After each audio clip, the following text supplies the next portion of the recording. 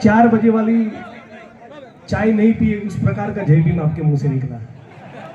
ये जय भीम जयपुर भी पहुंचना चाहिए, गांधीनगर भी पहुंचना चाहिए और दिल्ली भी पहुंचना चाहिए। तो 2 हाथ खड़े करके कहिए जय भीम, जय भीम। धन्यवाद साथियों। मंच पर उपस्थित हम सबके सम्माननीय गणेशनाथ जी महाराज जी, मेरे पहले जिन साथी ने बात रखी, हमारे बाड़मेर के विधायक जिन्होंने कहा किसी के सामने झुकते नहीं, ऐसे पद्माराम मेघवाल जी, सुनील पवार जी, रामलाल मेघवाल हमारे पूर्व विधायक, नानजीराम गुलसर जी और बहुत से सम्माननीय साथी अफसर मंच पर उपस्थित है। किसी का नाम न ले पाऊं तो थोड़ा क्षमा कीजिएगा, माफ कीजिएगा। आप सभी हमारे लिए सम्माननीय है। इस कार्यक्रम का इतना सुंदर आयोजन करने वाले तमाम भीम सैनिक, मेरी बहनें, माताएं, बुजुर्ग और युवा दोस्तों, आप सभी को मैं क्रांतिकारी जय भीम, तो आप सभी का धन्यवाद कहता हूं। साथियों, मेरी कमजोरी है, मुझे पॉलिटिकल भाषण ही आता है और आज मुझे सूचना भी है और मैं खुद समझता हूं कि ये राजनीतिक बात करने का मंच नहीं है, लेकिन फिर भी कुछ बात आपके बीच में कहना चाहूंगा। डॉक्टर भीमराव बाबा साहब अंबेडकर ने, जो हम सभी के मार्गदर्शक हैं, ऐसे ही नहीं कहा था कि शिक्षित बनो, संगठित बनो और संघर्ष करो। तो आज जिन बच्चों को यहां मंच पर बुलाकर हमने स्वागत किया, जिन बेटों बेटियों को सम्मानित किया, वो तमाम बच्चे आने वाले दिनों में मेघवाल समाज का नहीं, पूरे राजस्थान का नाम रोशन करेगी, इस बात की मुझे पूरी उम्मीद है। लेकिन जो बच्चे 90% लाए, कोई 94% लाया, कोई 98% लाया, उनके साथ साथ वो बच्चे जो फेल हुए या केवल 50-60% ही लाए, उनको और उनके माँ बाप को कहना चाहता हूं कि मैं 12वीं में खुद 2 बार फेल हुआ हूं। तो पढ़ाई का केवल डिग्री हासिल करने का मकसद कभी नहीं हो सकता। बहुत से लोग इस मुल्क में साइंटिस्ट बन जाते हैं, लेकिन फिर भी अंधश्रद्धा में उनका यकीन रहता है। बहुत से लोग डॉक्टर और इंजीनियर बन जाते हैं और फिर भी वो भूत भुआ मानने वाले लोगों के पैरों में गिर पड़ते हैं। उसका तात्पर्य, उसका मतलब ये हुआ, कोई एमबीए तो कर लिया, वो इंजीनियर बन गया, राजस्थान पब्लिक सर्विस कमीशन की कोई एग्जाम पास कर दिया, लेकिन वो सही मायनों में शिक्षित नहीं हुआ है। और इसीलिए जो बच्चे मेरी तरह फेल हुए या उनके कम मार्क्स आए, वो भी आने वाले दिनों में जो 90% लाने वाले बच्चे कल को आईएएस आईपीएस बनने वाले हैं, उनके भी साहब बनेंगे, उनके मंत्री बनेंगे। उनमें से कल को कोई बहुत बड़ा आर्किटेक्ट बन सकता है, कोई महान लेखक, कवि या पत्रकार बन सकता है, उनमें से कोई रवीश कुमार भी बन सकता है, इनमें से कोई विज्ञान के क्षेत्र में बहुत बड़ी तरक्की कर सकता है, उसमें से कल को कोई सोशल साइंटिस्ट बन सकता है। बहुत सी चीजें आप शिक्षा के क्षेत्र में कर सकते हैं। तो केवल 90% लाना ही जीवन का मकसद नहीं होना चाहिए।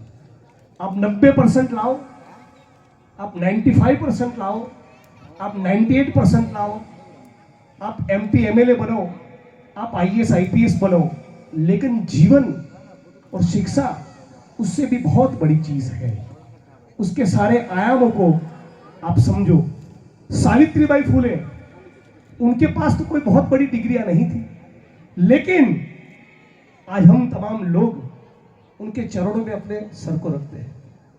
आप और हम सावित्रीबाई फुले को इसलिए याद करते हैं कि उनके पास बहुत सी डिग्रियां थी नहीं, लेकिन इसलिए कि उन्होंने बहनों की, बेटियों की शिक्षा की नींव रखी।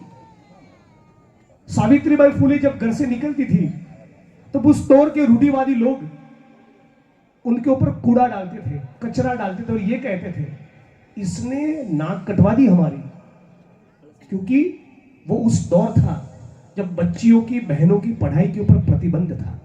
लेकिन आज उस सावित्रीबाई फुले को इस मंच पर से मैं सैल्यूट करता हूं, हम तमाम लोग उनको सलाम करते हैं। तो आप में से कोई 95% मार्क लाकर महिला आईपीएस भी बने, लेकिन कोई अपने दौर की, अपने वक्त की सावित्रीबाई फुले भी बने, इस बात की भी मैं उम्मीद करता हूं। और आज मेघवाल समुदाय के इस कार्यक्रम के मंच से पूरे गुजरात के दलित, पूरे राजस्थान के दलित और पूरे भारत के दलित गरीब वंचितों की ओर से मैं अपनी बहन साथी प्रिया सिंह को भी सैल्यूट करता हूं, जिसने पूरे देश और दुनिया में न केवल दलित समाज का लेकिन पूरे भारत का नाम रोशन किया है। आज मेरे पहले सभी, शायद सुनील जी ने जमीन के आवंटन की बात की। डॉक्टर बाबा साहब अंबेडकर अपने आखिरी के दिनों में रो पड़ते थे, नींद में से उठ जाते थे और ये कहते थे कि गांव में बसने वाले जो भूमिहीन गरीब दलित है उनके लिए ज्यादा मैं कुछ कर नहीं पाया। इस बात का मुझे बड़ा अफसोस है। ये बाबा साहब अंबेडकर, दादा साहब गायकवाड़ और दूसरे उनके जो करीबी साथी थे महाराष्ट्र के, उनको बुलाकर ही कहते थे। और तभी जब गुजरात में ऊना की घटना हुई और ऊना के आंदोलन का हमने नेतृत्व किया, तब हम लोगों ने एक नारा दिया था कि गाय की पूंछ तुम रखो, हमें हमारी जमीन दो। और उसके बाद गुजरात में मेरे और मेरे संगठन के लोगों को मिलकर आपके साथ इस बात को मैं शेयर कर रहा हूं कि करीब करीब 300 करोड़ की दलितों को, आदिवासियों को, ओबीसी को हम लोगों ने जमीन दिलवाई। और इसीलिए यहाँ के सारे अंबेडकरवादी संगठन, सारे दलित संगठन के साथियों से, आपसे भी मेरा एक गुजारिश है कि भारत में जो 21 करोड़ दलित है उसमें से कम 65-70% दलित आज भी गांवों में बसते हैं। और ये जो 65-70% दलित गांव में बसते हैं उसमें से भी 80% भूमिहीन है, उनके पास रोजगार के दूसरे साधन नहीं। तो जमीनों का आवंटन गुजरात में भी होना चाहिए और राजस्थान में भी होना चाहिए, पूरे मुल्क में होना चाहिए। और ये भी हमारे दलित आंदोलन का एक अहम मुद्दा बनना चाहिए। दूसरी बात मैं कहना चाहूंगा कि किस प्रकार की हमको शिक्षा चाहिए, बहुत बड़ा गहरा सब्जेक्ट है। लेकिन किसी भी पॉलिटिकल पार्टी की सरकार हो, जिस पार्टी का मैं सदस्य हूं, चाहे उसकी सरकार क्यों ना हो, लेकिन उस प्रकार की शिक्षा की पद्धति होनी चाहिए, उस प्रकार की समाज की व्यवस्था होनी चाहिए कि चाहे गुजरात हो या राजस्थान, किसी भी इंद्रनील मेघवाल की हत्या न हो। उस प्रकार के समाज की व्यवस्था का निर्माण करें। उस प्रकार के समाज का निर्माण करना है जिसमें, जिसे सुनील भाई ने कहा, ये बहनें नीचे नहीं कुर्सियों में पर बैठे और पहली लाइन में आकर हमारे बीच में बैठे, तो तभी तो और प्रिया सिंह निकल कर आएगी। आज हम जब बहन प्रिया सिंह मेघवाल का सम्मान करते हैं तो उसका मतलब ये हुआ, ये जो सारी प्रिया यहां पर बैठी है उन सभी का सम्मान करते हैं। आज साथियों, आप तमाम लोग इतनी बड़ी तादाद में उपस्थित रहे। मेरे पैर में कुछ तकलीफ है, मैं ज्यादा न बैठ पाता हूं, न खड़ा रह पाता हूं, इसलिए लंबी बात नहीं करूंगा। लेकिन एक बात जरूर कहता हूं, राजस्थान में कभी भी दलितों के साथ कुछ होता है तो गुजरात से मैं आवाज जरूर लगाता हूं, इतना मेरा जरूर प्रयास रहता है। तो राजस्थान के साथियों को भी थोड़ा सा रिक्वेस्ट है, विनती है, मैं आपका पड़ोसी हूं, पालनपुर के बगल में मेरी विधानसभा का क्षेत्र है, आप भी आइए और गुजरात और राजस्थान के दलितों की दोस्ती पूरे मुल्क के अंदर एक मिसाल बननी चाहिए। इसी राजस्थान में मैंने कम से कम 50-60 लाख दलितों से ये शपथ दिलवाए। और मुझे इस बात का बड़ा आनंद और गौरव है कि 50-60 लाख दलितों ने मेरे साथ राजस्थान के अलग अलग जगहों पर डॉक्टर भीमराव बाबा साहब अम्बेडकर के नाम से प्रतिज्ञा ली है। सरकार चाहे कोई भी पॉलिटिकल पार्टी की बने, आरएसएस के साथ कभी नहीं जुड़ेंगे। इस बात की प्रतिज्ञा मेरे साथ 50 लाख दलितों ने केवल राजस्थान में ली। तो साथियों, मैं आप तमाम साथियों का मंच पर उपस्थित सभी सम्माननीय राजकीय नेता, सामाजिक नेता, अफसर, कार्यक्रम के आयोजक सभी साथियों को दोबारा क्रांतिकारी जय भीम कहता हूं, उनका इस्तकबाल करता हूं। और जब भी राजस्थान मुझे याद करेगा, राजस्थान का पीड़ित, शोषित, गरीब, वंचित याद करेगा, ये गुजरात है, ये राजस्थान, उसे याद किए बिना आपका भाई, आपका ये बेटा हमेशा आपके बीच आकर खड़ा रहेगा। इस बात का मैं आपको वचन देता हूं। मुझे आखिर में केवल इतना ही कहना है कि डॉक्टर भीमराव बाबा साहब अम्बेडकर की लाइब्रेरी में उनका जो पर्सनल कलेक्शन था, इन बहनों को और बेटों को खास कहना चाहता हूं, विद्यार्थियों को, डॉक्टर बाबा साहब अम्बेडकर की लाइब्रेरी में कितनी किताब थी? 40,000।